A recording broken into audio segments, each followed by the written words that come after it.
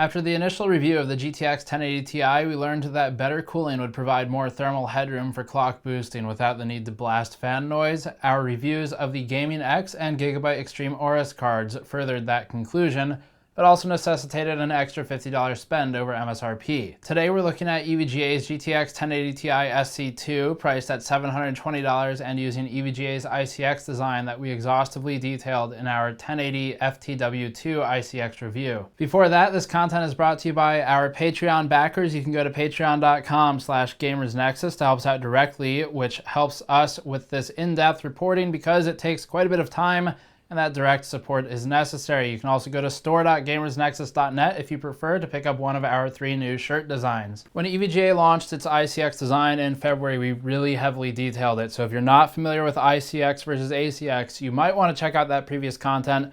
We did A/B testing with ACX versus ICX on the same physical GPU and all that stuff to figure out what exactly ICX does. Now, at a very top level, to recap everyone, ICX, this PCB here, is equipped with a couple of thermistors. So they are NTC, they're negative type thermistors that are hooked up to 9 different components on the board, including GPU backside, which isn't really all that useful, but GPU backside, there are a couple of memory thermistors mounted, and then I believe 5 power thermistors mounted. These are not mounted within the die itself or on the package, but basically adjacent. And we previously validated that EVGA's thermistors read about the same as our thermocouples do when we mount them to the same spot. So they are accurate and they are useful primarily for determining if the VRM components or the VRAM components are running at temperatures that make sense.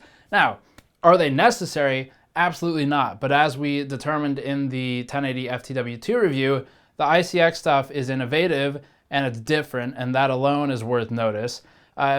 But it is just a matter of, do you want an extra toy to play with? Because it's not going to improve your gaming experience. It just gives you more stuff to look at and play around with, which if you like that, fantastic, it's worth looking at. Now, other than that, functionally, the real advantage of ICX is just having different fan speeds for the fans on the cooler. So the marketing language would be asynchronous fans, which really just means that the VRM fan and the GPU fan can spin at different speeds depending on the temperatures of each. The 1080 Ti models have the thermistors in different locations from the 1080 models, which means that you cannot directly compare the 2 chips or I should say the 2 cards for thermals, which is a shame because it'd be really cool to do, but we can do that anyway with our thermocouple mounting, so we'll have that data separately.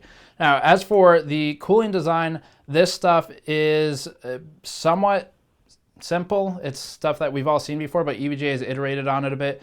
Number one thing, they have gone absolutely mental with their thermal pad placement. They've definitely overcompensated in making up for the thermal pad incident last year. So you can see all that here. In terms of things that are actually cool, this is the base plate. Base plates are not too exciting. The fin stack here, they are calling these pin fins. It's just cylindrical fins. They are made out of aluminum. They stick out of the base plate, and they are used for helping to spread heat over a larger surface area from the memory modules and the capacitor bank that are located directly below the fin stack. So these give you more surface area, just like the small bumps over here do. How much does it help? Hard to say because we cannot do A/B testing this time because the mounting's a bit different from ACX and ICX from the 1080 to the 1080 Ti. So hard to say exactly how much that helps. But other than that, they've added a heat pipe here, which is a bit different. So the heat pipe is a single heat pipe. It looks like it's about a 6mm pipe, and that connects to a copper plate. So this copper base plate is connected to the FETs. So you've got connections straight to the MOSFETs with this part of the plate, and then the rest of it connects to the inductors. Pretty good coverage overall, but we'll test the thermals, roll into that stuff first. Methodology, as always, is defined in the article below. So if you don't know our testing methods, you can click that link and check it out. We use thermocouples to help validate numbers, though this board has thermistors attached, so we don't need as many of them. And yeah, we can dive into thermals versus frequency first. It helps to get a feel for the card's baseline behaviors prior to getting further into testing. So for that, we're looking at frequency versus thermals and time with the 1080 Ti SC2 ICX card. This helps us understand how the clock fluctuates based on temperatures. The max clock range is about 114 megahertz from peak to dip, with temperatures controlled around 65 C. We'll look at individual power stage and memory temperatures in a moment. First, let's look at a comparative chart with competition on the screen. Our GPU comparison chart contains over a year of data at this point and has gotten pretty unwieldy, so we'll crop it into just the stuff we're talking about today. Most notably, the 1080 Ti SC2 ICX card runs a GPU diode temperature of 40.96 Celsius delta T over ambient when under load, which is significantly cooler than the 1080 Ti FE card that's running warm at 58C delta T over ambient. The ICX card also manages its temperature at a lower noise footprint, which might be expected given the aftermarket cooler. We'll look at noise in a few minutes. And the MSI 1080 Ti Gaming X runs at 44.3 Celsius delta T, about 3C warmer than EVGA's SC2 ICX card. The Gigabyte Xtreme Aorus version of the 1080 Ti operates at about the same temperature as the MSI card, making EVGA's 1080 Ti SC2 the coolest operating GTX 1080 Ti that we've yet tested with the stock fan profile. Other than just the cooling solution, the fans, things like that, there's another reason for this. So the Xtreme Aorus card is syncing the VRAM into the same cold plate that is connected to the GPU. We talk about this in our Xtreme Aorus review, we talk about it in the Gaming X review.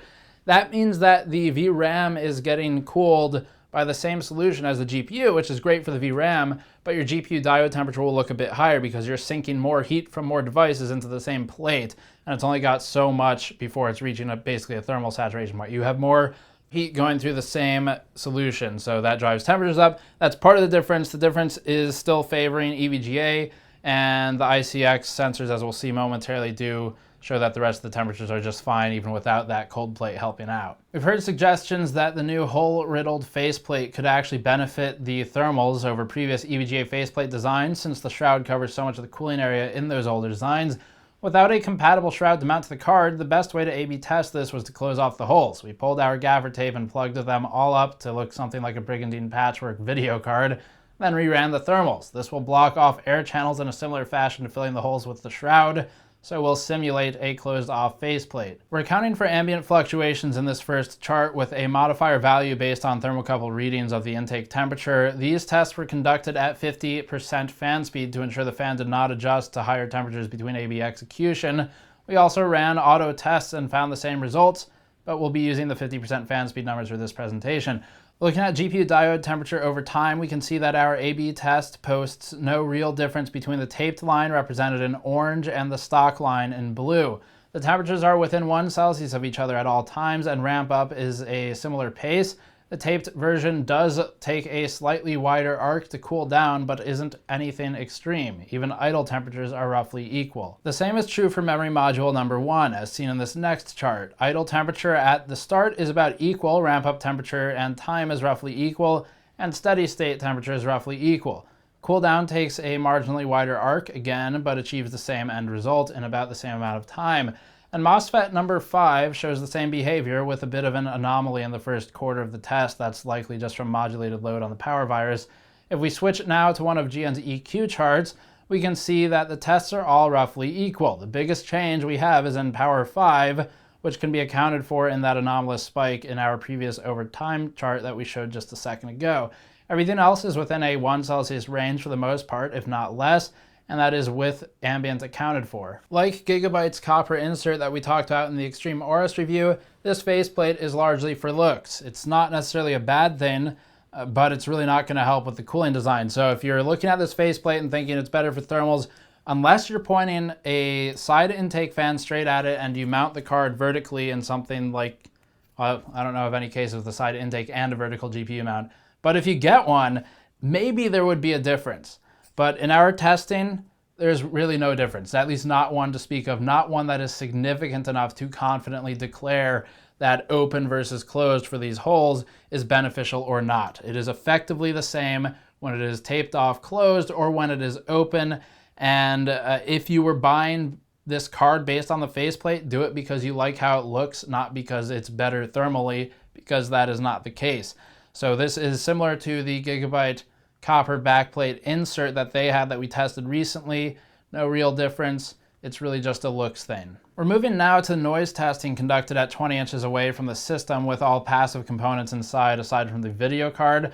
The noise floor of the room is about 26 dBA, And the EVGA card runs the same idle noise as the other cards with a zero spin fan policy. That is, it makes no noise when idle. Both fans toggle off when under a 55 Celsius load and spin up asynchronously based on the load for each half of the card. EVGA's default fan profile seems to auto spin at around 1600 RPM for the left fan and about 1700 RPM for the right fan, resulting in a noise output of about 40.2 dBA, or about 3 to 4 decibels louder than MSI's card at its auto speed of around 55%, and around 4 to 5 dBA quieter than the Founders Edition card at a similar fan speed. EVGA could actually run a much more conservative fan profile if they wanted to, though they'd sacrifice thermal performance to some extent.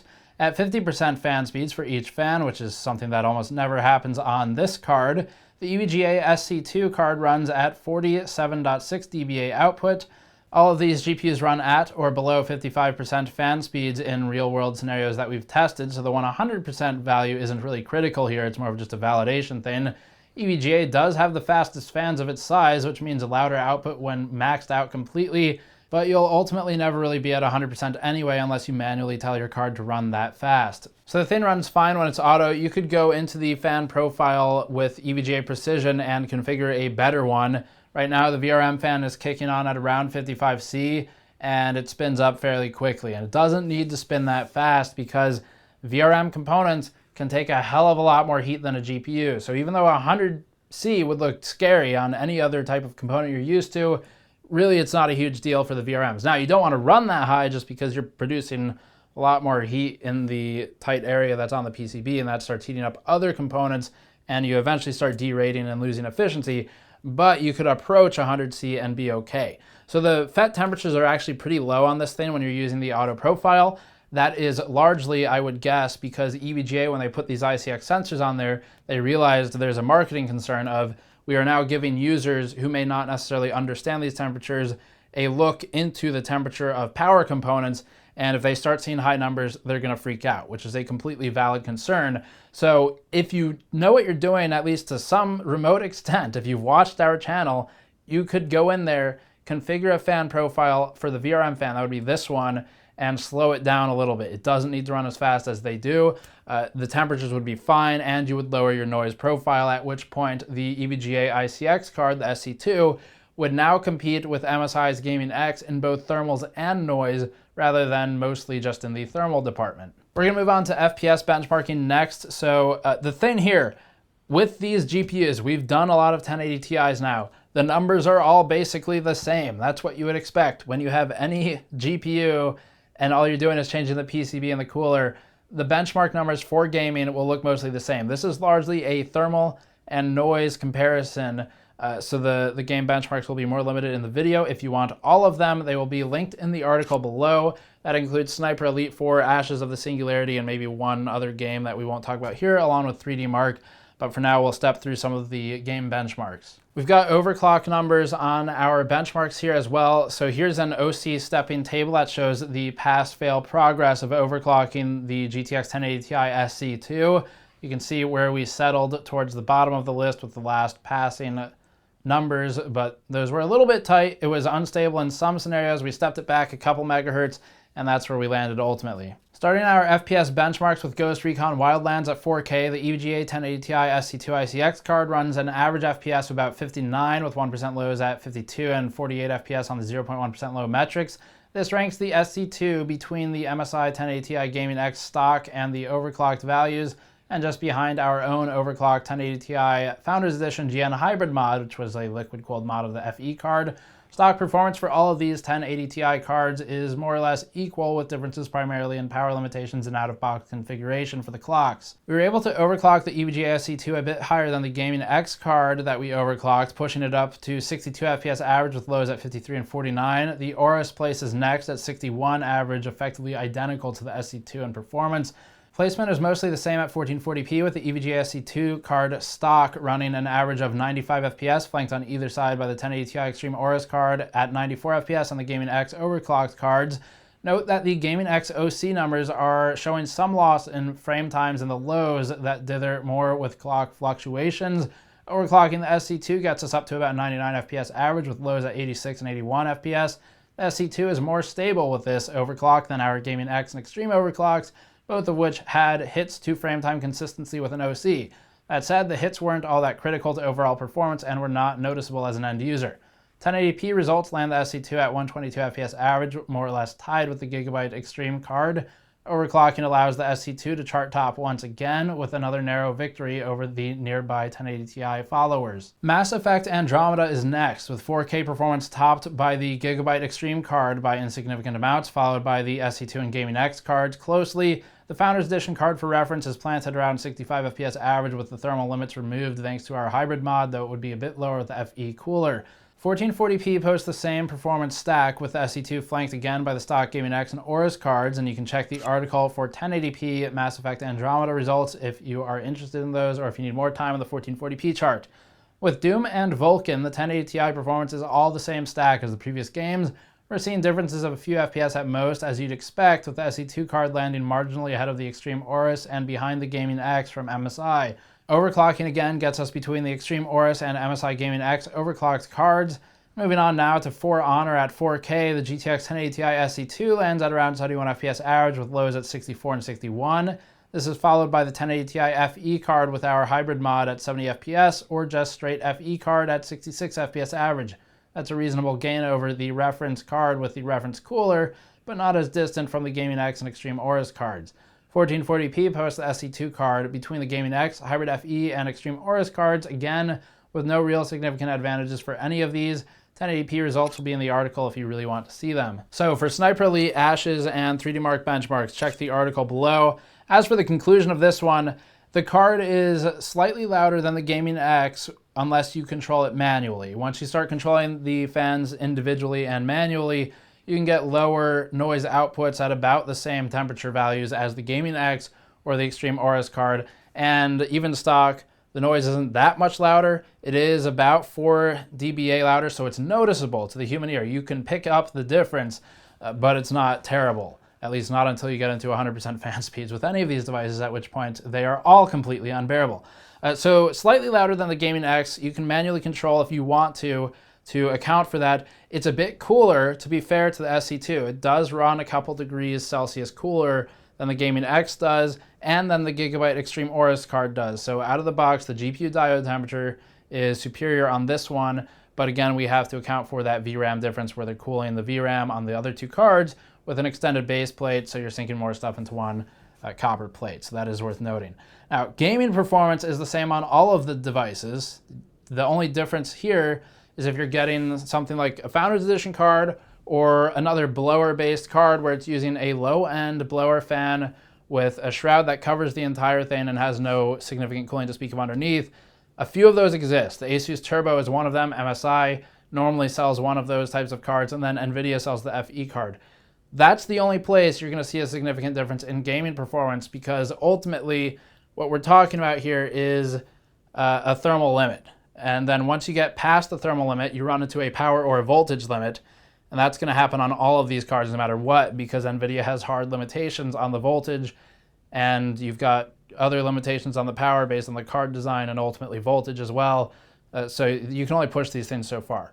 Overclocking, yes, we got this one higher. It did fantastic in the results. It chart topped the gaming benchmarks when it was overclocked. However, overclocking is more based on the chip quality than the card itself.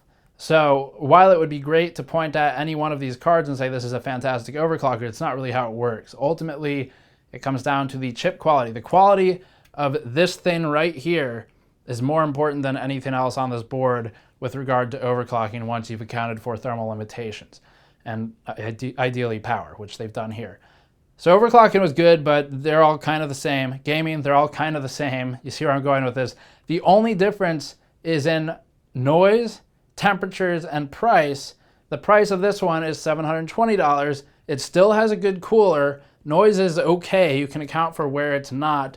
And it's $30 cheaper than the other two we reviewed, which are the Xtreme Aorus and the Gaming X.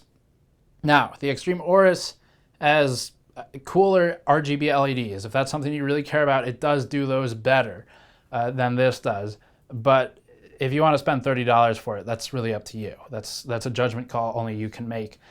Ultimately, $720, better price than the $750 cards, better cooler than the $700 turbo type cards. However, there are still $700 cards with decent coolers on them. We just haven't looked at them yet. Gigabyte has one of them, the Windforce cards, and I'm interested in looking at those only because if we take in all these things stated about gaming performance being the same and overclocking being roughly the same on the card so far, if we take that, get a $700 card with a decent cooler on it, then should you just buy that card? That's what it comes down to. But for now, this is the best one we've tested in terms of price to performance.